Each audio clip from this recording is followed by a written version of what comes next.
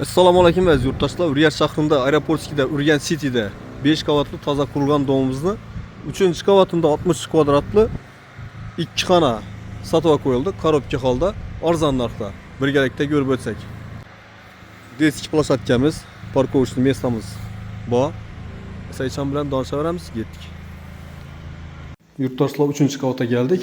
Aytib o'tganim 5 qavatli domimizni 3-qavatında 4 xonadan tushgan ekan. 2 xona 60 kvadratli podezlarimiz shinning ko'rinishda, общем chiroyli remontdan chiqqan. Oyoq teglarimiz mramordan, lestnitsalarimiz, eshigimiz ham yaxshi damir eshikdan qo'yilgan.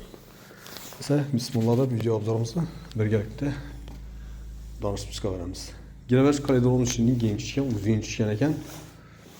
To'g'rimizda katta zol tushgan, bu yonimizda spalni, bu yon tarafimizda kuxnya, sanuzel va ochiq balkon. 3-qavatda yurtdoshlar. Tak, bir yerimiz sanuzel bo'ladi. Kanalizatsiya trubalar tushgan. Suvlar kelib turibdi. Shotchikimiz ham qo'yilgan ekan.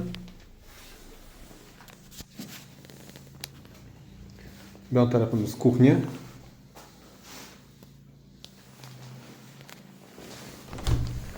Bu yonimiz ochiq balkon.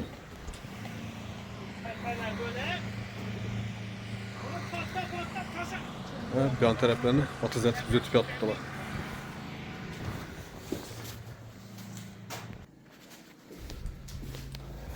Shpakulovkadan chiqib tayyor turibdi. Oyoq deyimiz stechka bo'lgan 100%. Podmayak. Bu yan tarafimiz spalni.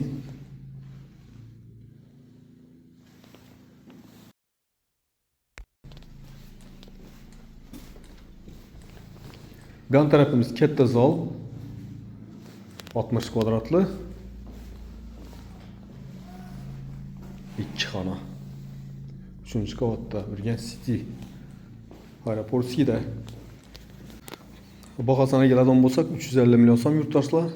Sizlarga kelishib beriladi. Ekrandagi nomerlarga chiqaverasizlar. Sog' omon bo'linglar, ishlaringizga omad.